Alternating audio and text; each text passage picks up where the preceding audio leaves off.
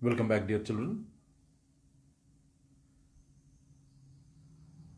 आज हमारा टॉपिक जो है वो सर्कुलेटरी सिस्टम के बारे में हमने डिस्कस करना था। आपको पता होगा पीछे हमने न्यूट्रिशन को डिस्कस किया था, फिर हमने उसके बाद रेस्पिरेटरी सिस्टम को डिस्कस किया था। पहले डाइजेस्टिव सिस्टम और न्यूट्रिशन दोनों हमने डिस्कस किया था, फिर हमने रेस्पिरेटरी सिस्टम को डिस्कस किया था और आज से हम शुरू कर रहे हैं सर्कुलेटरी सिस्टम। देखिए, सर्कुलेटरी सिस्टम एक बहुत ही इम्पॉर्टेंट पार्ट है हमारी बॉडी का। वो इसलिए कि न्यूट्रिशन में आपको याद होगा हमने फूड कंज्यूम किया था जो हमारी बॉडी के लिए ज़रूरी है। रेस्पिरेशन में जो हमने ऑक्सीजन हमारी बॉडी के अंदर ली वो हमारी बॉडी के लिए बड़ी ज़रूरी है, लेकिन वो डिफरेंट पार्ट्स तक पहुंचाएगा कौन? उसको डिफरेंट पार्ट्स तक पहुंचाने के लिए ज़रूरत होती है सर्कुलेटरी सिस्टम की। और सर्कुलेटरी सिस्टम में मेन जो पार्ट है जो जिससे फूड और ऑक्सीजन जो है वो ट्रेवल करता है डिफरेंट पार्ट्स तक, या डिफरेंट पार्ट से वेस्ट और दूसरा गैशियस वेस्ट जो है उसको बाहर फेंकने के लिए जो प्रोसेस किया जाता है, उसके लिए भी सबसे ज़्यादा इंपॉर्टेंट पार्ट जो है वो ब्लड ही होता है। लेकिन ब्लड जो है उसको पंप करने के लिए एक ऑर्गन की ज़रूरत होती है और उसको पंप करने का काम जिम्मेदारी जो ऑर्गन निभाता है उसको हम हार्ट कहते हैं। ठीक है, ये हार्ट की डायग्राम आपके सामने बिल्कुल बनी हुई है। आप इसमें एक बात ध्यान से देख लीजिए, जो रेड वाला पार्ट है वो ऑक्सीजन रिच पार्ट है। ठीक है जी, और मतलब वहां पर जो ब्लड होगा वो ऑक्सीजन रिच ब्लड होगा, और जो ब्लू वाला पार्ट होगा वहां पर जो ब्लड होगा वो डीऑक्सीजनेटेड ब्लड होगा, ऑक्सीजन रिच ब्लड नहीं होगा। तो मैं आपको इसको एक बार फिर से बता देता हूं।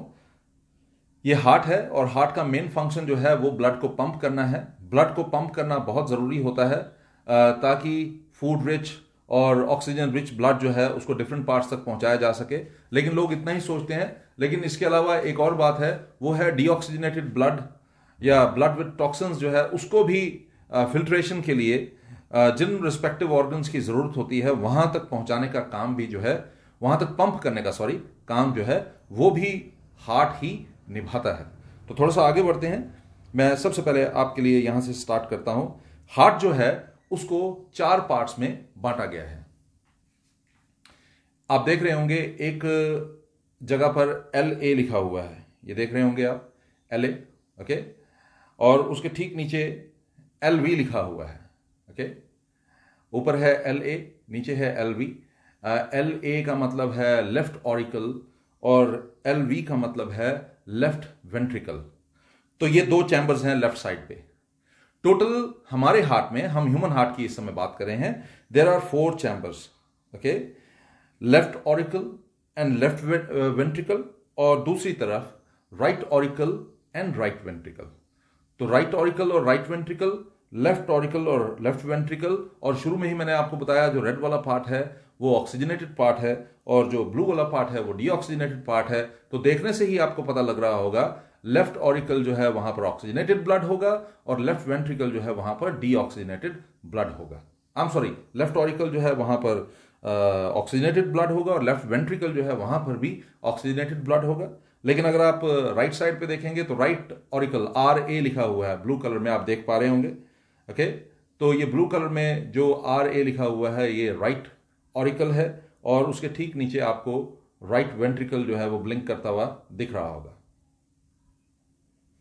तो ये राइट वेंट्रिकल है, ये राइट ऑरिकल है। लेफ्ट ऑरिकल और लेफ्ट वेंट्रिकल जो है यहां पर ऑक्सीजनेटेड ब्लड, और राइट ऑरिकल और राइट वेंट्रिकल जो है यहां पर डीऑक्सीजनेटेड ब्लड। तो शुरू करते हैं। यहां पर आप देखिए पल्मोनरी वेन्स हैं, ओके। आपको दिख रहा होगा पल्मोनरी वेन्स यहां पर जो है मार्क किया गया है, पल्मोनरी वेन्स। ये पल्मोनरी वेन्स जो है ये ऑक्सीजनेटेड ब्लड लाती हैं कहां से? लंग्स से, ठीक है।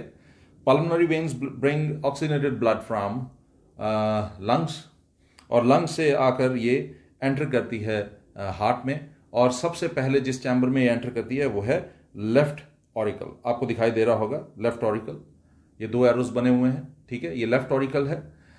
जब ये एक्सपैंड होता है और लेफ्ट ऑरिकल वाला पोर्शन जो है वो एक्सपैंड होता है, एक्सपैंड होने पर यहां पर पल्मोनरी वेन से ऑक्सीजनेटेड ब्लड जो है भर जाता है, और फिर उसके बाद ये लेफ्ट ऑरिकल वाला पार्ट जो है वो कॉन्ट्रैक्ट होता है। जब कॉन्ट्रैक्ट होता है तो वॉल्स पर प्रेशर पड़ता है, और ठीक इसके नीचे जहां पर 2 एरो है उसके नीचे एक वॉल्व है, इसको मिट्रल वॉल्व कहते हैं। और इस पर प्रेशर पड़ने के कारण क्या होता है, ये वॉल्व जो है ये खिसक जाते हैं और ब्लड जो है वो आगे की तरफ फ्लो कर जाता है, नीचे की तरफ फ्लो कर जाता है। कहां पर? अलग चैम्बर में, जिसको नाम दिया गया है लेफ्ट वेंट्रिकल। आप देख पा रहे होंगे लेफ्ट वेंट्रिकल, ठीक है। ये लंबा सा एक कर्व्ड एरो बनाया गया है, ये डायरेक्शन बताने के लिए है। ऊपर से लेफ्ट ऑरिकल से ब्लड आया नीचे, और लेफ्ट वेंट्रिकल सिंस एक्सपैंडेड था तो यहां पर ये भर गया ब्लड।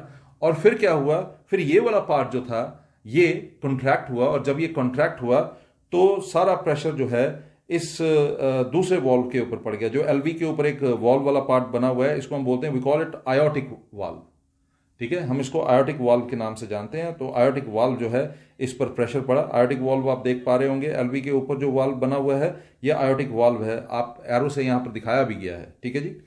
इस पर प्रेशर पड़ता है, और जब इस पर प्रेशर पड़ता है तो ये वाल्व खुल जाता है, और लेफ्ट वेंट्रिकल जो कॉन्ट्रैक्ट हुआ था और उसकी कॉन्ट्रैक्शन के कारण सारा प्रेशर जो था वॉल्व्स के ऊपर पड़ा, और वॉल्व्स जो थे वो खुल गए, और लेफ्ट वेंट्रिकल से ये ब्लड जो था ये एंटर कर गया आगे की तरफ, ठीक है जी। आप देख पा रहे होंगे। तो अभी अभी आपने क्या पढ़ा? आपने पढ़ा पल्मोनरी वेन से ऑक्सीजनेटेड ब्लड आया पल्मोनरी वेन से लंग्स से होकर ऑक्सीजनेटेड ब्लड पल्मोनरी वेन्स में आया, ठीक है। उसने लेफ्ट ऑरिकल में एंटर किया, और फिर मिट्रल वॉल्व के ऊपर क्या हुआ, प्रेशर पड़ा कॉन्ट्रैक्शन ऑफ लेफ्ट ऑरिकल के कारण, और फिर ब्लड जो है नीचे की तरफ चला गया लेफ्ट वेंट्रिकल में। लेफ्ट वेंट्रिकल में ये इसलिए गया क्योंकि लेफ्ट वेंट्रिकल एक्सपैंड हुआ था, और अगले स्टेप में लेफ्ट वेंट्रिकल जो है वो कॉन्ट्रैक्ट होने वाला है। जब वो कॉन्ट्रैक्ट होगा तो आयोटिक वाल्व, आप देख पा रहे होंगे, आयोटिक वाल्व के ऊपर प्रेशर पड़ा और वो खुल गया, और ब्लड जो है वहां पर चला गया, और फिर आयोटा से होते हुए ये ब्लड डिफरेंट पार्ट्स तक सप्लाई कर दिया गया। आप देख पा रहे होंगे ये जो एओ बना हुआ है आयोटा, ओके, इसको हम आयोटा बोलते हैं। तो सबसे पहले क्या हुआ, ब्लड पल्मोनरी वेन से एंटर किया उसने, और आया कहां से था? लंग से ऑक्सीजनेटेड ब्लड आया था, पल्मोनरी वेन से एंटर किया, लेफ्ट ऑरिकल में गया, लेफ्ट ऑरिकल से मिट्रल वॉल्व के ऊपर प्रेशर पड़ा, और लेफ्ट ऑरिकल के कॉन्ट्रैक्शन के कारण, और ब्लड जो है वो नीचे की तरफ खिसक गया लेफ्ट वेंट्रिकल में। लेफ्ट वेंट्रिकल उस समय एक्सपैंड हुआ था, फिर उसके बाद लेफ्ट वेंट्रिकल कॉन्ट्रैक्ट हुआ। जब कॉन्ट्रैक्ट हुआ तो लेफ्ट वेंट्रिकल से ब्लड जो है उसने प्रेशर डाला आयोटिक वाल्व के ऊपर, और आयोटिक वाल्व खुल गया, और ब्लड जो है वो आगे की तरफ चला गया आयोटा में। मैं आपको एक बात बताता हूं, आपने यहां पर 2 वाल्व्स के बारे में पढ़ा, एक मिट्रल वाल्व और एक आयोटिक वाल्व। तो मिट्रल वाल्व हो या आयोटिक वाल्व हो, वाल्व्स का फंक्शन यहां पर क्या होता है मैं आपको बताऊं। ये बैक फ्लो ऑफ ब्लड को रोकता है, कि ब्लड आगे जाने के बाद कहीं वापस ना आ जाए, ओके, उसको रोकता है। तो इस तरह से आयोटा से होकर ब्लड जो था वो आगे डिफरेंट पार्ट्स में सप्लाई कर दिया गया। अब हम थोड़ा सा और आगे बढ़ते हैं, तो आप देखेंगे अब हम जो है राइट वाले पार्ट की बात कर लेते हैं। जो ये राइट वाला पार्ट है उसके बारे में मैं आपको बता दूं, यहां पर क्या होने वाला है। यहां पर पल्मोनरी वेन्स हैं, आप देख पा रहे होंगे, ओके, इस तरफ लेफ्ट वाली साइड पे आपको दिखाई दे रहा होगा, लेकिन आप इसको उस तरह से मत लीजिएगा कि ये राइट वाला पार्ट है। ये बेसिकली आप देख पा रहे होंगे, इसको रेड पेंट किया गया है, ये पल्मोनरी वेन्स हैं फ्रॉम लंग्स। तो यहां पर भी देखिए पल्मोनरी वेन्स फ्रॉम लंग्स, ठीक है, ये सेम है। तो खैर इसके बारे में हम बाद में बात करेंगे। अब आगे चलते हैं, ये ब्लू वाला पार्ट अब हम डिस्कस कर लेते हैं। यहां पर क्या होने वाला है आप देख लीजिए, ये ब्लू वाला सबसे ऊपर वाला पार्ट जो है, ये जो ब्रॉड पार्ट है, इसको हम बोलते हैं सुपीरियर वेना कावा। आपको दिख रहा होगा superior vena cava. Superior vena cava से डीऑक्सीजनेटेड ब्लड जो है, जो डिफरेंट ऑर्गन्स को ऑक्सीजनेटेड ब्लड की जब सप्लाई हो जाती है तो उनसे कार्बन डाइऑक्साइड और दूसरे गैसियस वेस्ट और टॉक्सिन्स को लेकर ब्लड जो है वो मूव करना शुरू करता है, और उसको आना पड़ता है पंप करने के लिए, प्रेशर के साथ आगे फॉरवर्ड करने के लिए कहां पर आना पड़ता है, उसको हार्ट के पास आना पड़ता है। तो हार्ट में सबसे पहले वो एंटर करते हैं कहां, सुपीरियर वेना कावा में। आप देख पा रहे होंगे सुपीरियर वेना कावा, ओके, ये जो लंबा सा एरो जिस पोर्शन में बना हुआ है, ये बेसिकली सुपीरियर वेना कावा है। उसके ठीक नीचे चैम्बर है, राइट वाला पहला चैम्बर जिसको हम बोलते हैं राइट ऑरिकल।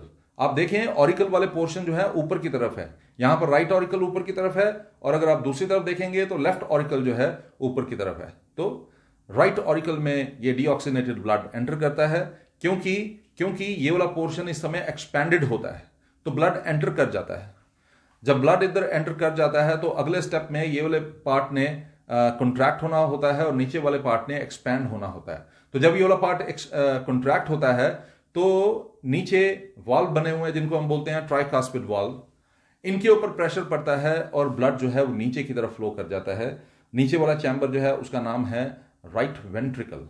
ओके, और मैंने जैसा आपको बताया, अगर ऊपर वाला एक्सपैंड होगा तो नीचे वाला कॉन्ट्रैक्ट होगा, अगर ऊपर वाला कॉन्ट्रैक्ट होगा तो नीचे वाला एक्सपैंड होगा। तो इसी तरह से नीचे वाला एक्सपैंड हुआ है, राइट वेंट्रिकल एक्सपैंड हुआ है, ऊपर से वो डीऑक्सीनेटेड ब्लड जो है वो नीचे राइट वेंट्रिकल में आ गया है। और राइट वेंट्रिकल में जब वो आया है, क्यों आया है? क्योंकि राइट ऑरिकल कॉन्ट्रैक्ट हुआ है और राइट वेंट्रिकल एक्सपैंड हुआ। अब क्या होगा, राइट वेंट्रिकल ने कॉन्ट्रैक्ट होना है। जब वो कॉन्ट्रैक्ट होगा तो उसके अंदर जो फ्लूइड भरा हुआ है, जो ब्लड भरा हुआ है, उस पर प्रेशर होगा, और वो प्रेशर जो है वॉल्स के ऊपर होगा। ओके, तो यहां पर ऊपर की तरफ जो वॉल्व आपको दिखाई दे रहा है, इसको हम बोलते हैं, we call it pulmonary valve. Right ventricle के कॉन्ट्रैक्ट होने पर ब्लड जो है वो प्रेशर डालता है किसके ऊपर? वो होता है प्रेशर सारा पल्मनरी वाल्व के ऊपर। पल्मनरी वाल्व से ये ब्लड जो है आगे की तरफ फॉरवर्ड होता है पल्मनरी वाल्व के खुलने पर, और ये आगे की तरफ बढ़ जाता है। ये कहाँ बढ़ता है ये मैं आपको बता दूं, ये पल्मनरी आर्टरी में एंटर करता है। ओके, पल्मनरी आर्टरी आप देख पा रहे होंगे, ये पल्मनरी आर्टरी जहां पर पीए लिखा हुआ है, और पल्मनरी आर्टरी से होकर इस ब्लड को कहां भेज दिया जाता है? लंग्स में भेज दिया जाता है। तो आप समझ सकते हैं इस समय लंग्स में क्यों भेजा जा रहा है। आपने रेस्पिरेशन का फिनोमेना पढ़ा, रेस्पिरेशन के फिनोमेना में आपने पढ़ा कि लंग्स के दो काम होते हैं। एक तो ऑक्सीजन को एब्जॉर्ब करना है, एल्वियोलाई जो है उसकी जो अंदर जो वॉल होती है वो ऑक्सीजन को एब्जॉर्ब कर लेती है और ब्लड स्ट्रीम में डाल देती है। ठीक है, और वो जो बाहर वाला पोर्शन होता है ना, उसका काम होता है जो वेस्ट गैसेस हैं उसको एब्जॉर्ब करना और वापस उसको लंग्स में डाल देना। तो ये जो डीऑक्सीनेटेड ब्लड है इसको अभी लंग्स की तरफ भेजा जाएगा, ताकि ये गैसेस जो हैं, जो इसमें गैसेस हैं, उनको बाहर फेंका जा सके। तो आपने अभी अभी पढ़ा, आपने देखा सुपीरियर वेना कावा से डीऑक्सीनेटेड ब्लड ने अंदर एंटर किया, अंदर एंटर करके वो राइट ऑरिकल में एंटर किया। राइट ऑरिकल के साथ जो है वो ट्राइकास्पिड वाल्व है। राइट ऑरिकल के कॉन्ट्रैक्ट होने पर, एक्सपैंड होने पर वो डीऑक्सीनेटेड ब्लड ने एंटर किया, और जब वो कॉन्ट्रैक्ट होगा तो ट्राइकास्पिड वाल्व पर प्रेशर होगा, जिसके कारण ट्राइकास्पिड वाल्व जो है वो खुल जाएगा और ब्लड जो है नीचे वाले एक्सपेंडेड पार्ट में, जिसको राइट वेंट्रिकल बोलते हैं, वहां पर एंटर कर जाएगा।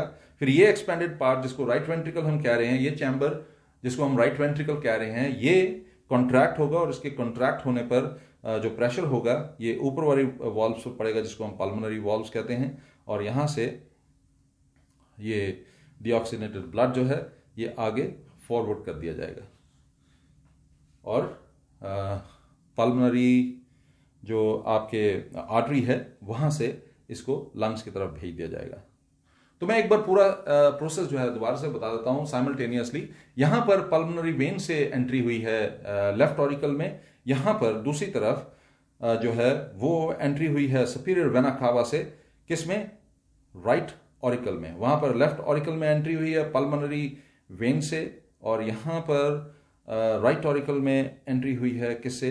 सुपीरियर वेना कावा से। राइट ऑरिकल के नीचे यहां पर ट्राइकास्पिड वाल्व है, वहां पर लेफ्ट ऑरिकल के नीचे मिट्रल वाल्व है। ओके, यहां से ब्लड जो है राइट ऑरिकल से राइट वेंट्रिकल में गया, कैसे गया वो मैं आपको बता चुका हूं। वहां पर लेफ्ट ऑरिकल से it entered to left ventricle. Okay, और लेफ्ट वेंट्रिकल में एंटर किया, और फिर यहां पर जो राइट वेंट्रिकल है, यहां उसके आगे जो वाल्व है उसको पल्मोनरी वाल्व कहते हैं। लेफ्ट वेंट्रिकल के आगे जो वाल्व है उसको आयोटिक वाल्व कहते हैं। पल्मोनरी वाल्व से खिसक कर डीऑक्सीनेटेड ब्लड जो है वो कहां पर चला गया? पल्मोनरी आर्टरी में चला गया। Okay, it went to pulmonary artery, और यहाँ पर लेफ्ट वेंट्रिकल से जब प्रेशर पड़ा आर्टिक वाल्व पर, वहाँ से ब्लड जो है वो कहाँ पर चला गया, आयोटा में चला गया। मुझे उम्मीद है कि आपको ये टॉपिक जो है वो अच्छे से समझ आया होगा। मैंने पूरी कोशिश की कि आपको ये ढंग से जो है वो समझ आ सके। फिर भी हम थोड़ा सा और आगे इसको भी लेकर जाएंगे। आप यहाँ पर देख पा रहे होंगे फिगर में दो जगह पर वेना कावा लिखा हुआ है। एक तरफ सुपीरियर वेना कावा लिखा हुआ है, एक तरफ इंफीरियर वेना कावा लिखा हुआ है। ठीक है, अब वेना कावा चाहे सुपीरियर हो चाहे इंफीरियर हो, इनका काम एक ही होता है, डीऑक्सीनेटेड ब्लड जो है वो लाना। लेकिन ये दोनों जो हैं ये डिफरेंट पार्ट से डीऑक्सीनेटेड ब्लड को लाते हैं। तो मैं आपको एक चीज बता दूं, vena cava is either of the two large veins. ये दो वेन्स जो है लार्ज वेन्स आप देख पा रहे हैं, जिसको एक को नाम दिया हुआ है सुपीरियर वेना कावा, दूसरे को नाम दिया हुआ है इंफीरियर वेना कावा। ठीक है, तो इन दोनों का काम जो होता है डीऑक्सीनेटेड ब्लड को लाना। एक जो है अपर बॉडी से ब्लड लाती है और दूसरे वाला पार्ट जो है वो लोअर बॉडी से ब्लड को लाता है, and pour it into the right atrium of the heart. और दोनों ही जो हैं, चाहे आप सुपीरियर वेना कावा बोलें चाहे आप इंफीरियर वेना कावा बोलिए, आप देख पा रहे होंगे इंफीरियर वेना कावा नीचे की तरफ है और सुपीरियर वेना कावा जो है ये आपको दिखाई दे रहा होगा सुपीरियर वेना कावा, ओके, जिसके बारे में हम पहले भी बात कर चुके हैं।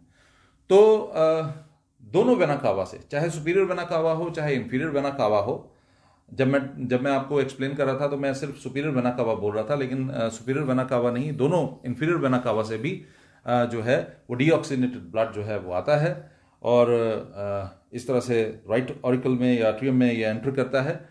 ओके, तो सुपीरियर वेना कावा और इंफीरियर वेना कावा दोनों जो हैं वो डीऑक्सीनेटेड ब्लड जो है वो लेकर आते हैं। But the superior vena cava is the large when. It returns blood to the heart from the upper parts of the body. Okay? Remember, it returns blood to the heart from the upper parts of the body, such as neck हो गया, head हो गया, हमारे दोनों upper limbs हो गए। ठीक है, तो मैं रिपीट कर देता हूं, the superior vena cava is the large vein which returns blood to the heart from the upper parts of the body, such as head, neck and both upper limbs. लेकिन जब आप इंफीरियर वेना कावा की बात करते हैं, जो मैंने आपको फिर से बताऊं, नीचे की तरफ आप देख पा रहे होंगे इंफीरियर वेना कावा लिखा हुआ है, यहाँ पर लेबल किया हुआ है inferior vena cava. Inferior vena cava जो है it returns blood to the heart from lower part of the body. Okay, ये निचले हिस्से से ब्लड जो है डीऑक्सीनेटेड ब्लड जो है इसको लाता है और हार्ट में एंटर करता है। तो मैं फिर से एक बार रिपीट कर दूं, मैं जब आपको बता रहा था मैंने आपको बताया कि डीऑक्सीनेटेड ब्लड जो है वो एंटर करता है वेना कावा से। तो वेना कावा दो हैं यहाँ पर, सुपीरियर और इंफीरियर, दोनों से ये एंटर करता है। सुपीरियर वेना कावा से एंटर करने वाला ब्लड जो है वो कहाँ से आया होता है, वो अपर पार्ट से आया होता है, हेड, नेक और बोथ आर अपर लिम्स। लेकिन इंफीरियर वेना कावा में आने वाला ब्लड जो है वो lower part of the body से आया होता है। तो इस तरह से है। लेकिन आप समझ पा रहे होंगे कि यहां पर दोनों ही पार्ट जो हैं वो इक्वली इंपॉर्टेंट है।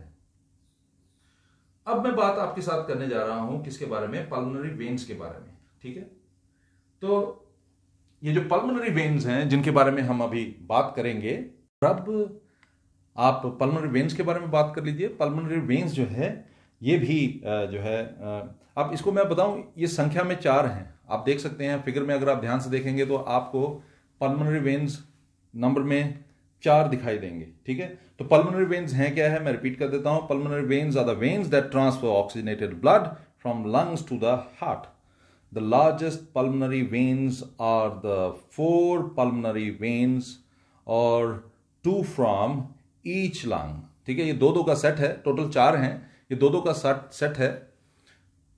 तो ये 2-2 के सेट में काम कर रही है, आप देखें, और हर एक लंग्स से 2 पल्मोनरी वेन्स जो हैं वो निकलती हैं और हार्ट की तरफ ब्लड को कैरी करती हैं।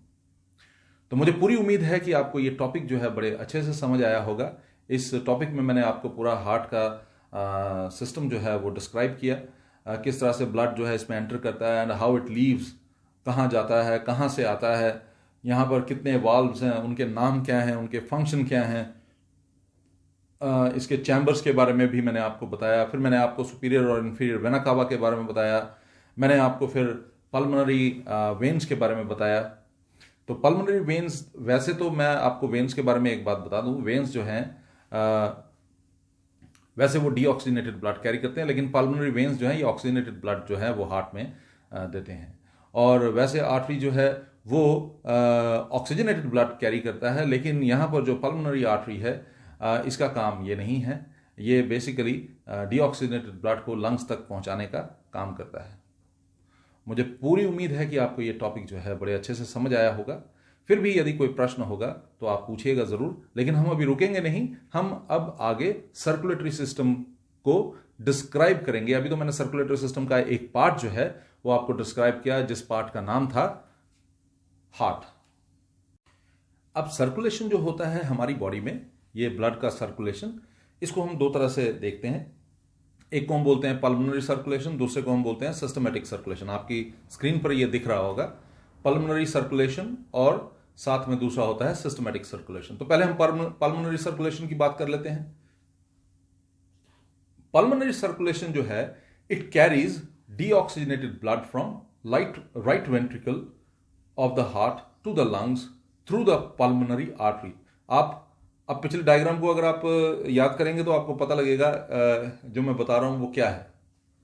ओके, अगर आपके पास बुक है तो अपनी बुक को सामने रखिए और उसमें सर्कुलेटरी सिस्टम की डायग्राम को देखिए, ठीक है, तो आपको ज़्यादा अच्छे से समझ आएगा। तो मैं फिर से बताता हूँ, पल्मोनरी सर्कुलेशन जो है एक सर्कुलेशन की वो टाइप है which carries deoxygenated blood from right ventricle of the heart to the lungs through pulmonary artery. ठीक है जी, ये पल्मोनरी सर्कुलेशन है। और सिस्टमैटिक सर्कुलेशन ऐसा नहीं है, it carries oxygenated blood from the left ventricle of the heart to the rest of the body by the aorta. ठीक है जी, तो पल्मोनरी सर्कुलेशन में डीऑक्सीजनेटेड ब्लड और सिस्टमैटिक सर्कुलेशन में हमने पढ़ा ऑक्सीजनेटेड ब्लड। पल्मोनरी सर्कुलेशन जो है राइट वेंट्रिकल से लंग्स की तरफ पल्मोनरी आर्टरी के थ्रू चलता है, और सिस्टमैटिक सर्कुलेशन जो है लेफ्ट वेंट्रिकल से हार्ट की तरफ चलता है to the rest of the body by the aorta. ठीक है, थोड़ा सा और आगे बढ़ते हैं।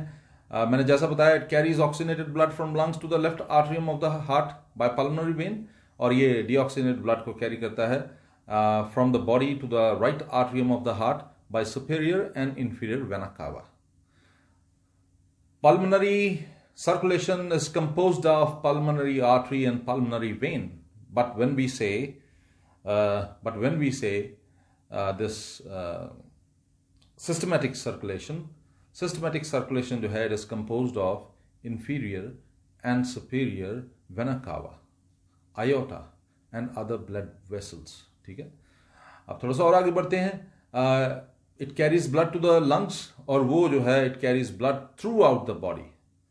और फिर आप इसके बारे में देखिए, ये जितना भी आपने पढ़ा है आप इमेजिन कर सकते हैं कि ये बेसिकली है क्या है। इसमें हर एक में हम एक ही तरह की चीज़ें पढ़ रहे हैं, लेकिन सभी पॉइंट्स जो हैं एक दूसरे से रिलेटेड हैं, अगर आपने हार्ट का टॉपिक जो है वो अच्छे से समझ लिया तो लास्ट वाला पार्ट जो है इसमें डिफरेंशिएट करने के लिए, it helps to release carbon dioxide from the blood while dissolving oxygen, और दूसरी तरफ helps to provide nutrients and oxygen to the metabolizing cells. मैं एक बार फिर से आपके लिए रिपीट कर देता हूं।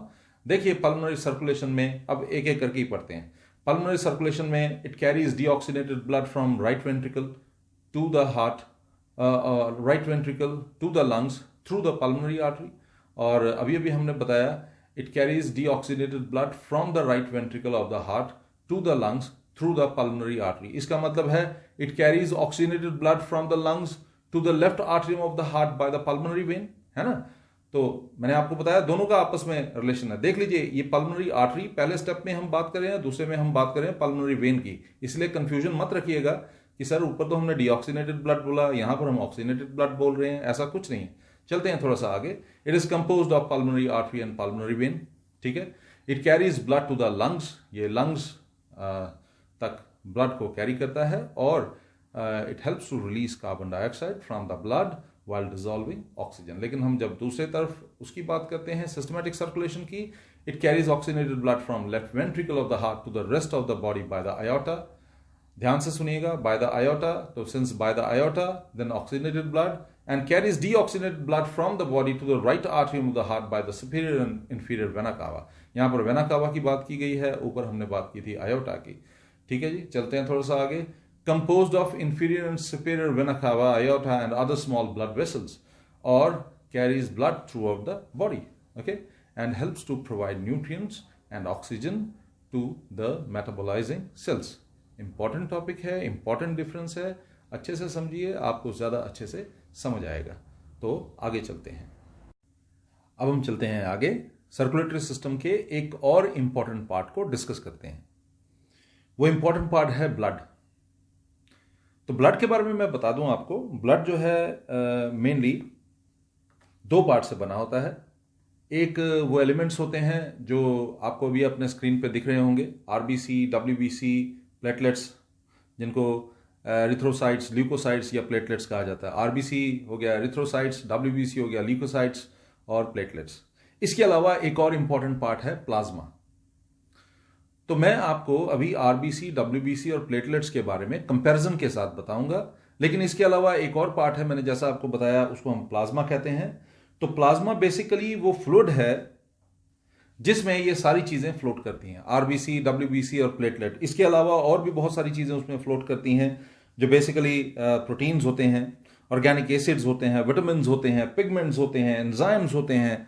हमारी बॉडी में जो हार्मोन्स रिलीज होती हैं डिफरेंट ग्लैंड्स के द्वारा, वो भी आपको इसमें मिलेंगे। और 90% जो है ये प्लाज्मा जो है ये किससे बना होता है, वाटर से बना होता है। और बाकी 10% जो है उसमें प्रोटीन और इनऑर्गेनिक सॉल्ट्स और अमीनो एसिड्स और organic acids, vitamins, pigments, enzymes, ये सब कुछ होता है। कलरलेस लिक्विड है ये भी मैं आपको बता दूं। ठीक है, तो ये तो एक पार्ट हो गया प्लाज्मा। ठीक है, दूसरा पार्ट जो है वो 3 एलिमेंट से बना हुआ है, आरबीसी, डब्ल्यूबीसी और प्लेटलेट्स। ये आपको आपकी स्क्रीन पे दिख रहे होंगे। आरबीसी, इसको एरिथ्रोसाइट के नाम से भी जाना जाता है। इसका शेप जो है ये बाइकॉनकेव डिस्क है। ठीक है, ये डिस्क लाइक शेप होता है और बाइकॉनकेव होता है और एक्सट्रीमली स्मॉल है, एक्सट्रीमली स्मॉल। आरबीसी का एक ह्यूमन एडल्ट में 5 मिलियन पर क्यूबिक मिलीमीटर वॉल्यूम होता है। ठीक है, और एक एडल्ट फीमेल में 4.5 मिलियन पर क्यूबिक एमएम होता है। ठीक है जी, इसकी लाइफ स्पैन जो है, एक आरबीसी की जो एवरेज लाइफ स्पैन है वो 120 डेज की है। ये ओरिजिनेट होता है कहां पर, बोन मैरो में। इसका फंक्शन क्या है, आपको याद होगा हमने एक पीछे टॉपिक पढ़ा था जिसमें मैं हीमोग्लोबिन के बारे में बता रहा था। तो रेस्पिरेशन के दौरान तो मैंने आपको बताया था कि ऑक्सीजन और हीमोग्लोबिन कंबाइन होकर ऑक्सी हीमोग्लोबिन की फॉर्मेशन करते हैं। ठीक है, तो यहां पर वही फंक्शन हम बात करेंगे, combines with oxygen to form oxyhaemoglobin which supplies oxygen to the required tissues and cells. ठीक है जी, तो अभी हमने बात की आरबीसीज के बारे में। आरबीसीज जिसको हम we also call them what, erythrocytes. तो अब आगे चलते हैं, मैं आपको डब्ल्यूबीसी के बारे में बताता हूं। तो देखिए, डब्ल्यूबीसी के बारे में जब हम पढ़ेंगे तो आप को बहुत सारी चीजें इसके बारे में भी पता लगेगा। डब्ल्यूबीसी जैसे आरबीसी एक माइन्यूट बाइकॉनकेव डिस्क है, डब्ल्यूबीसी ऐसा नहीं है। डब्ल्यूबीसी एक इरेगुलर शेप्ड बॉडी है विद अ लार्ज न्यूक्लियस। इसमें न्यूक्लियस जो है वो काफी बड़ा होगा साइज में एज कंपेयर टू आरबीसी। ठीक है, तो थोड़ा सा आगे बढ़ते हैं। मैं फिर से रिपीट कर देता हूं, जब आप आरबीसी बोलते हैं उसमें माइन्यूट बाइकॉनकेव डिस्क है, और डब्ल्यूबीसी जो है वो irregularly shaped with a large nucleus है। ठीक है जी, थोड़ा सा और आगे हम बढ़ते हैं। तो आगे बढ़ने पर आपको पता लगेगा कुछ और इंपॉर्टेंट चीजें इसके बारे में, तो आप देख लीजिए, मैं आपको बता देता हूं। डब्ल्यूबीसी के केस में जैसे आपने देखा वॉल्यूम एडल्ट मेल में 5 मिलियन पर क्यूबिक एमएम था आरबीसी का। डब्ल्यूबीसी के केस में आप देखिए 8000 पर क्यूबिक एमएम ब्लड जो है मौजूद होता है। आरबीसी जो है उसमें एडल्ट फीमेल में 4.5 मिलियन पर क्यूबिक एमएम जो है मौजूद होगा, और लेकिन डब्ल्यूबीसी की जब आप बात करोगे ये 7000 पर क्यूबिक एमएम होता है ब्लड में। ठीक है जी, अभी हमने बात की आरबीसी और डब्ल्यूबीसी के बारे में। तो आरबीसी के बारे में आपने बड़ी बार ये पढ़ा होगा कि आरबीसी जो है वो एक नॉन न्यूक्लिएटेड बॉडी है, मतलब इसमें न्यूक्लियस जो है मौजूद नहीं होता। डब्ल्यूबीसी में न्यूक्लियस मौजूद होता है और काफ़ी बड़ा न्यूक्लियस होता है। ठीक है, तो चलते हैं, मैं फिर से रिपीट कर देता हूं। आरबीसी जो है एक माइन्यूट बाइकॉनकेव डिस्क है, डब्ल्यूबीसी जो है वो इरेगुलरली शेप्ड बॉडी है, और आरबीसी में न्यूक्लियस मौजूद नहीं होता, डब्ल्यूबीसी में एक बड़ा सा न्यूक्लियस होता है। आरबीसी में वॉल्यूम जो है वो क्या है, 5 मिलियन पर क्यूबिक एमएम एडल्ट मेल में और 4.5 मिलियन पर क्यूबिक एमएम एडल्ट फीमेल में, जबकि डब्ल्यूबीसी की जब आप बात करते हैं 8000 पर क्यूबिक एमएम होता है और फीमेल में 7000 पर क्यूबिक एमएम जो है मौजूद होता है। लाइफ स्पैन की जब बात करते हैं आरबीसी का, it's average life span is 120 days, but in case of WBC it is quite shorter period of about 4 days, लगभग चार दिनों की इसकी जिंदगी होती है। लेकिन ये तो मैं आपको बता रहा हूँ 4 दिनों की, लेकिन कई जगहों पर आप पढ़ेंगे 13 से 20 दिन की भी इनकी का लाइफ स्पैन हो सकता है। तो ये शॉर्टर पीरियड होता है, लेकिन 4 दिन से लेकर 13 से 20 दिन तक का इनका टाइम जो है हो सकता है। एरिथ्रोसाइट्स या जिसको आप आरबीसी कहते हैं, ये नॉन न्यूक्लिएटेड बॉडी है। डब्ल्यूबीसी जो है जिसको आप ल्यूकोसाइट बोलते हैं, ये एक न्यूक्लिएटेड बॉडी है।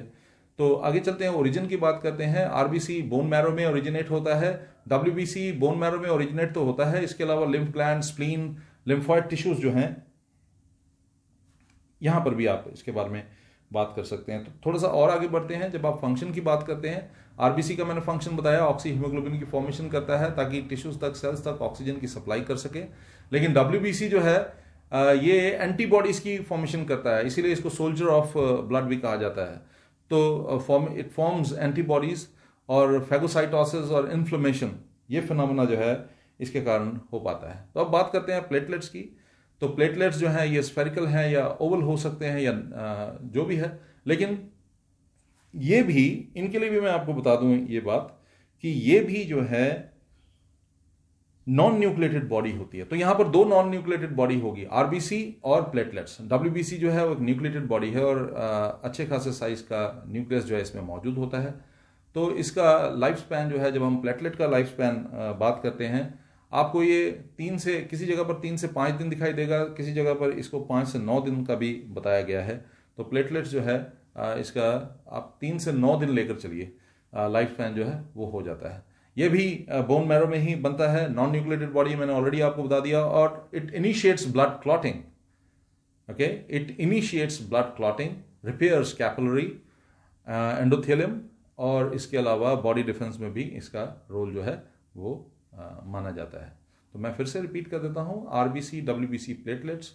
पहला पॉइंट मैं आपको न्यूक्लियस से रिलेटेड बता देता हूं, आरबीसी नॉन न्यूक्लिएटेड है, डब्ल्यूबीसी न्यूक्लिएटेड है, प्लेटलेट्स जो है ये भी नॉन न्यूक्लिएटेड है।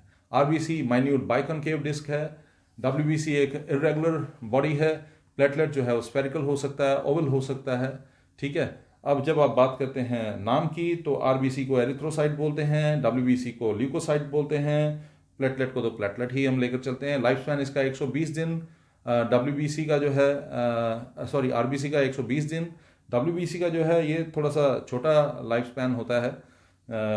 मैंने जैसा आपको बताया, किसी जगह पर आप 4 से 5 दिन या 4 से 9 दिन या किसी में आप 13 से 20 दिन भी देखते हैं। तो जैसा आपकी बुक में लिखा होगा, जैसा आपके टीचर बताएंगे, आप वैसा कर सकते हैं। तो प्लेटलेट्स जो है उसमें लाइफ स्पैन जो है वो 3 से 9 दिन का होता है। थोड़ा सा आगे बढ़ते हैं, अगर आप काउंटिंग की बात करें तो एडल्ट मेल में, एक हेल्दी एडल्ट मेल में 5 मिलियन पर क्यूबिक एमएम आरबीसी होगा, डब्ल्यूबीसी जो है 8000 पर क्यूबिक एमएम होगा, और फीमेल में, एडल्ट फीमेल में 4.5 मिलियन पर क्यूबिक एमएम होगा, और डब्ल्यूबीसी जो है फीमेल में 7000 पर क्यूबिक एमएम होगा। और जब प्लेटलेट की बात करते हैं एडल्ट्स में 2 लाख से लेकर 2 लाख से लेकर या 200,000 से लेकर 400,000 पर क्यूबिक एमएम जो है वो हो सकता है। ओके, तो ओरिजिनेट ये कहाँ पर होते हैं? बोन मैरो में, आरबीसी, डब्ल्यूबीसी जो है bone marrow, lymph gland, spleen, lymphoid tissue में, और प्लेटलेट्स जो है वो बोन मैरो में ही। अब मैं आपको इसमें ना एक कलर का भी हम पार्ट ऐड कर लेते हैं। हीमोग्लोबिन की प्रेजेंस के कारण आरबीसी या एरिथ्रोसाइट्स जो है वो रेड कलर के होते हैं, ल्यूकोसाइट्स जो हैं ये व्हाइट होते हैं क्योंकि हीमोग्लोबिन इसमें एब्सेंट होता है, और प्लेटलेट्स अक्सर पर्पल कलर के होते हैं। ठीक है, अगर आप टाइप की बात करें तो ये भी एक एक्स्ट्रा पॉइंट यहां पर ऐड कर सकते हैं। टाइप की बात करें तो आरबीसी या एरिथ्रोसाइट जो है सिर्फ एक ही टाइप का होता है, लेकिन ल्यूकोसाइट जो है दो तरह के होते हैं, ग्रेन्युलोसाइट्स एंड ए ग्रेन्युलोसाइट्स।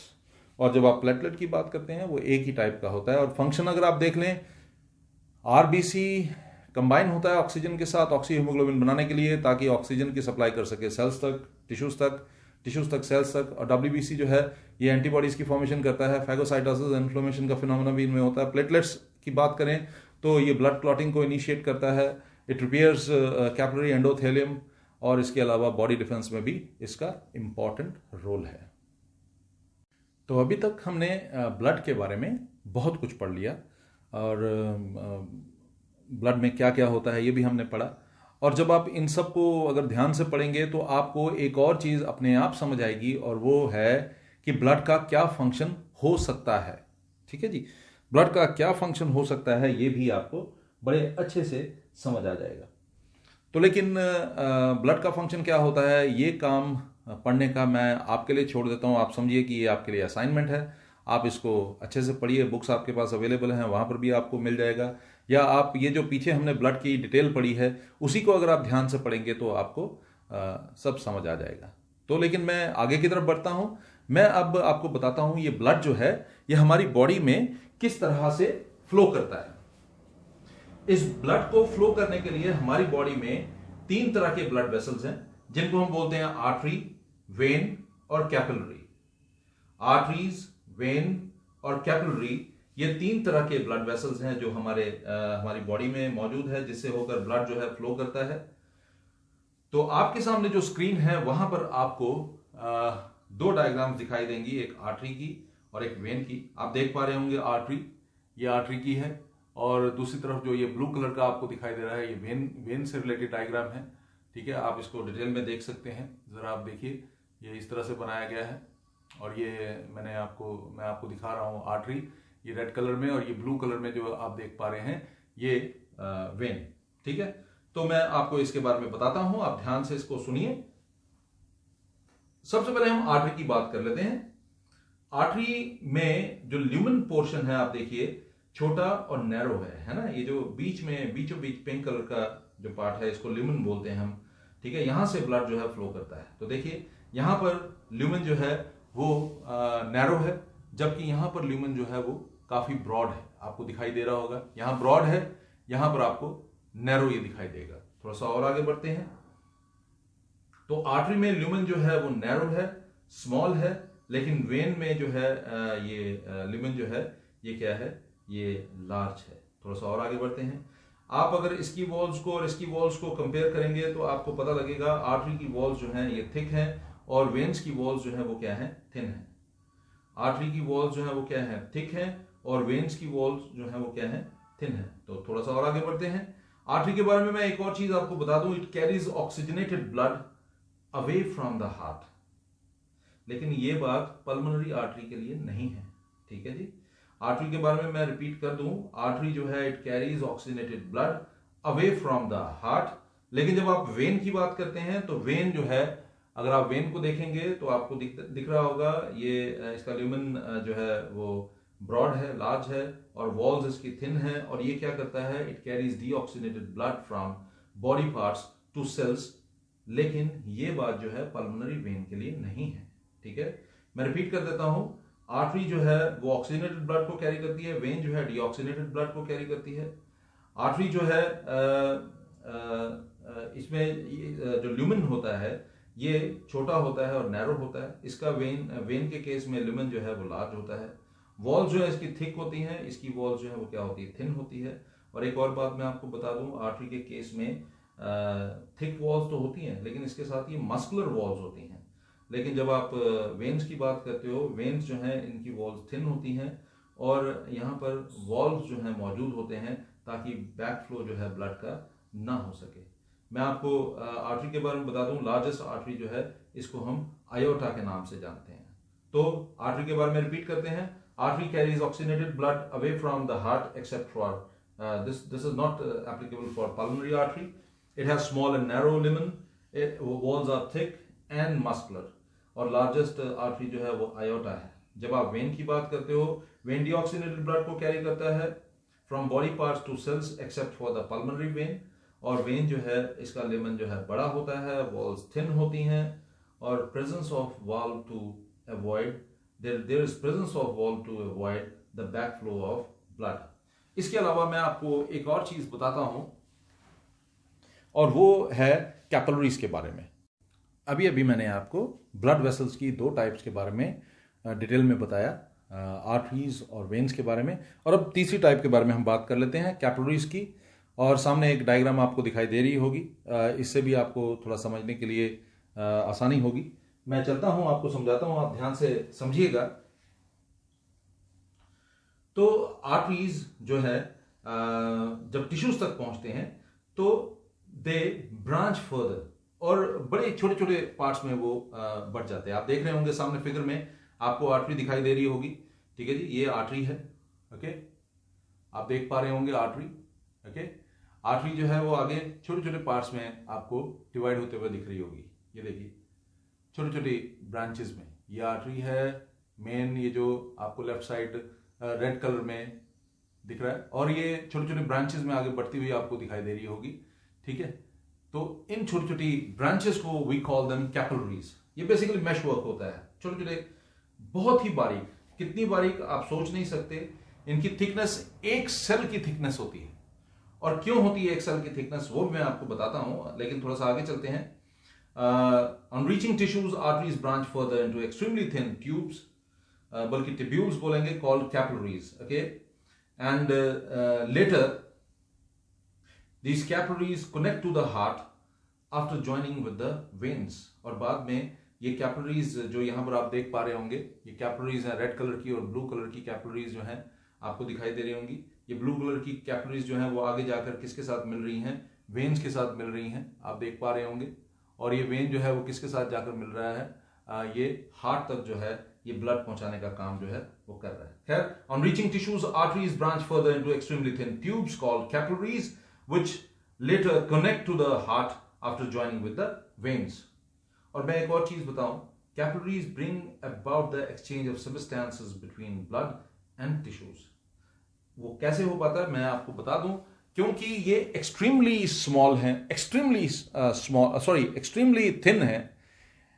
इनकी थिकनेस जो है सिर्फ एक सेल की थिकनेस होती है, तो डिफ्यूजन के थ्रू, ऑस्मोसिस के थ्रू ये जो है ये फिनोमेना जो है इसमें एक्सचेंज का वो है कर पाती हैं ये कैपिलरीज। तो आप देख रहे हैं एक तरफ आर्टरीज हैं, आर्टरीज जो हैं वो बहुत सारी ब्रांचेस में कन्वर्ट हो गई हैं, और वो बहुत सारी ब्रांचेस जो हैं उनको हमने कैपिलरीज नाम दिया।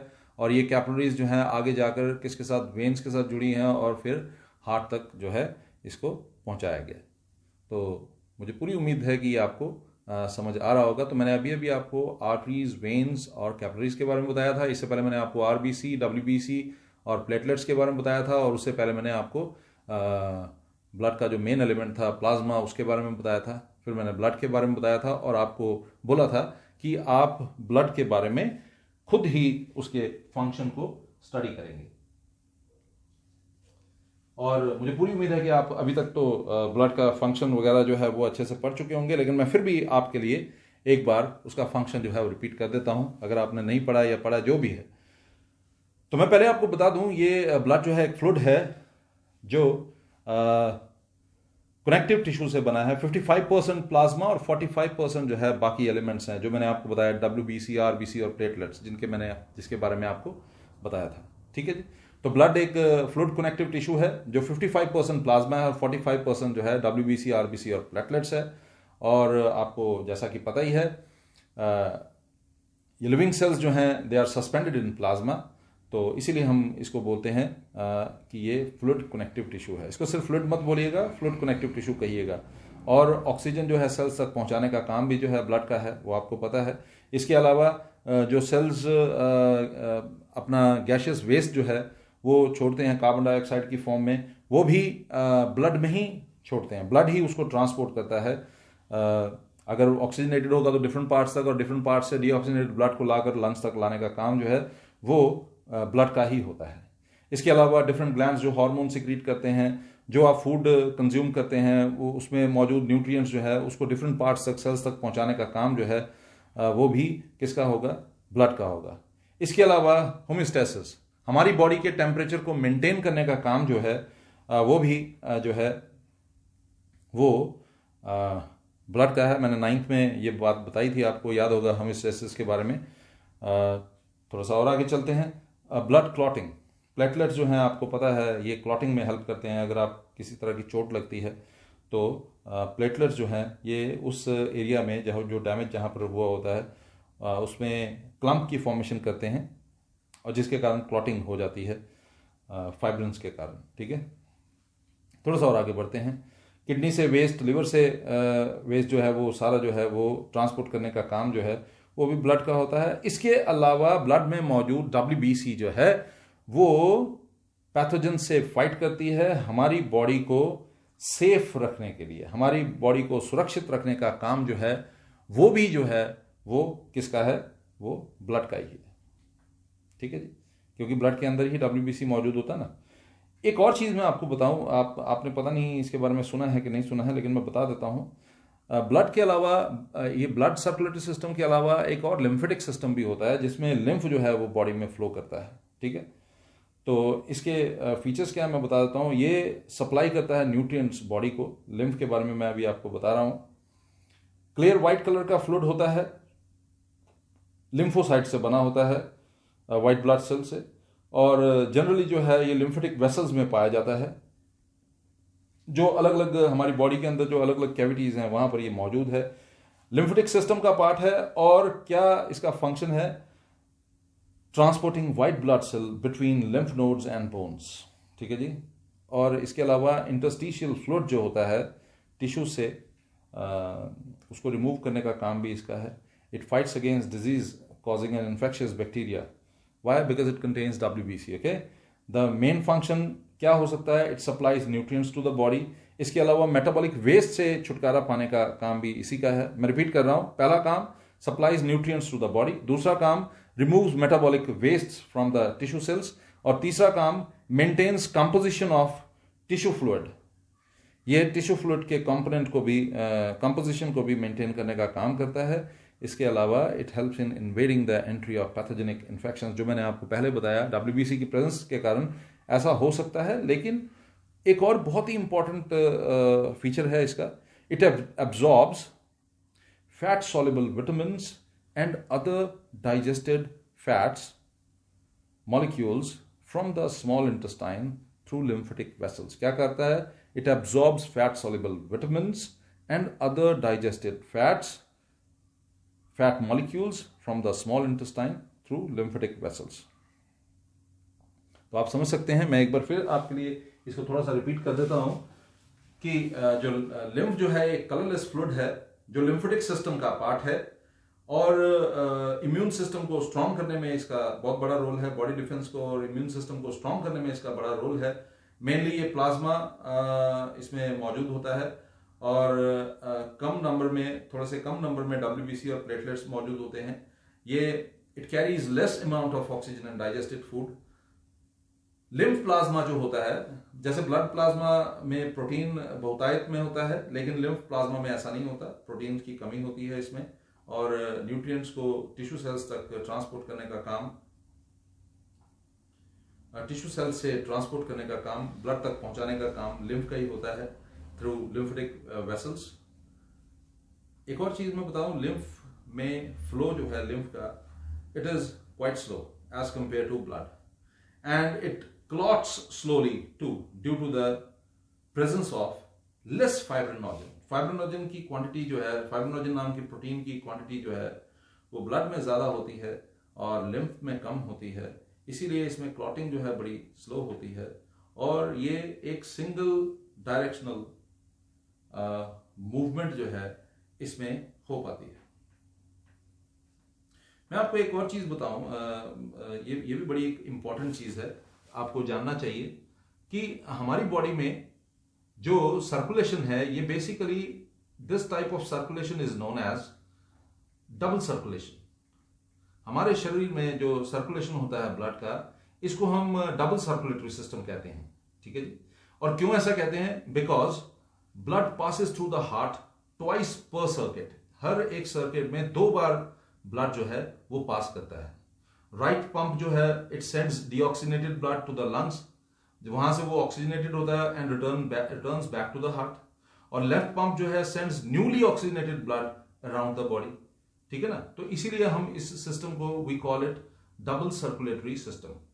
ओके, मैं रिपीट करता हूं, डबल सर्कुलेशन क्या है basically, it is a process during which blood passes twice through the heart during one complete circuit या साइकिल, ठीक है। और एक और बात मैं आपको बता दूं, it is more prominent in birds and mammals as in them heart is completely divided into 4 chambers. Birds हो गए और इंसान हो गया, हमें 4 चैम्बर्स में हार्ट जो है बटा हुआ है, right atrium, right ventricle, left atrium, left ventricle, ठीक है ना। तो इस तरह से हम लोगों में जो है वो 4 चैम्बर्स की मौजूदगी है। और एक और चीज मैं आपको बता दूं, इस डबल सर्कुलेशन में जो ऑक्सीजनेटेड ब्लड है, ये बड़ा बड़ा इंपॉर्टेंट क्वेश्चन है, मैं आपको बताऊं। Oxygenated blood and deoxygenated blood जो है it should not mix together. जो ऑक्सीजनेटेड ब्लड है और डीऑक्सीजनेटेड ब्लड है, ये कभी भी आपस में मिक्स नहीं होना चाहिए। उसका रीजन क्या है? उसका रीजन ये है, आप समझिएगा, इसको समझने के लिए मैं आपको एक छोटी सी बात समझाता हूं। अगर ऑक्सीजनेटेड और डीऑक्सीजनेटेड ब्लड मिक्स हो गया तो सोचने वाली बात है उसके कारण क्या होगा। देखो, ऑक्सीजनेटेड और डीऑक्सीजनेटेड ब्लड जब मिक्स हो जाएगा तो उसके कारण एक सबसे बड़ी चीज जो होने वाली है वो ये है कि एफिशिएंसी जो है बॉडी की वो कम हो जाएगी। हमारी बॉडी की एफिशिएंसी जो है काम करने की वो कम हो जाएगी। So there is no mixing of oxygenated and deoxygenated blood in human heart, ठीक है ना। और यही रीजन है कि हमारा हार्ट जो है ये 4 चैम्बर्स में बटा हुआ है। Each oxygenated and deoxygenated blood जो है उसको कैरी करने के लिए 2-2 सेपरेट चैम्बर्स हैं। और एफिशिएंसी को बढ़ाने के लिए ही मिक्सिंग जो है वो ना हो, नेचर ने इस तरह से हमारा हार्ट जो है बनाया है। हमारे हार्ट में एक, अगर आपने हार्ट का डायग्राम ध्यान से देखा होगा तो लेफ्ट पार्ट और राइट पार्ट को, लेफ्ट 2 चैम्बर्स और राइट 2 चैम्बर्स को सेपरेट करने के लिए एक पार्ट था, उसको हम बोलते हैं सेप्टम। ये सेप्टम जो है ब्लड के अंदर वो जो मिक्सिंग हो सकती है उसको रोकता है कि मिक्सिंग ना हो। तो इसीलिए हार्ट के बीचों बीच में एक दीवार है जिसको हम वी कॉल इट सेप्टम। और सेप्टम जो है ऑक्सीजनेटेड और डीऑक्सीजनेटेड ब्लड की मिक्सिंग जो है वो नहीं होने देती। और मिक्सिंग और ऑक्सीजनेटेड और डीऑक्सीजनेटेड ब्लड की जब मिक्सिंग नहीं होती है तो उसके कारण क्या होता है, जो एफिशिएंसी होती है, काम करने की एफिशिएंसी, वो ज्यादा बढ़िया हो जाती है, ज्यादा अच्छे ढंग से जो है, क्योंकि आप देखिए हम ह्यूमन बीइंग्स हो गए, बर्ड्स हो गए, हम सब में जो मूवमेंट जो है वो बहुत ज्यादा है, लोकोमोशन जो है बहुत ज्यादा है, बड़ी तेज मूवमेंट है, बड़ा फ्रीक्वेंट मूवमेंट है ना। So it is very necessary to separate oxygenated and deoxygenated blood in mammals and birds. Now why is it so, मैं एक बार फिर से रिपीट कर देता हूं। वार्म ब्लडेड एनिमल्स जो होते हैं, जैसे बर्ड्स हो गए, मैमल्स हो गए, इनमें बॉडी का टेम्परेचर मेंटेन करना भी बड़ा जरूरी है, ठीक है ना। To maintain constant body temperature by cooling themselves when they are in a hotter environment and by warming their bodies when they are in a cooler environment, ये बहुत जरूरी है। तो इसके लिए बहुत जरूरी है कि ऑक्सीजनेटेड और डीऑक्सीजनेटेड ब्लड जो है वो सेपरेट रखा जाए। इसके अलावा क्या होता है, ये जो बॉडीज हैं जिनकी मैं बात कर रहा हूँ, मैमल्स की, बर्ड्स की और मैमल्स की जो हम बात कर रहे हैं, इनमें मैंने आपको बताया मूवमेंट बहुत ज्यादा है, इसलिए सेलुलर रेस्पिरेशन बहुत ज्यादा होती है, so that they can produce more energy to maintain their body temperature, है ना। तो it is necessary for them to separate oxygenated and deoxygenated blood so that their circulatory system could become more efficient, as I have already told you. And when it becomes more efficient, so ज्यादा efficient होने के कारण क्या होगा, body temperature को maintain करना जो है वो बड़ा आसान हो जाएगा। मुझे पूरी उम्मीद है कि आपको ये टॉपिक पूरा समझ आया होगा। मैंने आज आपको हार्ट के बारे में और ब्लड के बारे में और ब्लड से रिलेटेड बहुत सारी टर्म्स के बारे में आज बताया। और मुझे पूरी उम्मीद है कि आपको ये टॉपिक बड़े अच्छे से समझ आया होगा। फिर भी किसी प्रकार का प्रश्न होगा तो पूछिएगा ज़रूर। अपना ध्यान रखिए, घर के अंदर ही रहिए। बाय।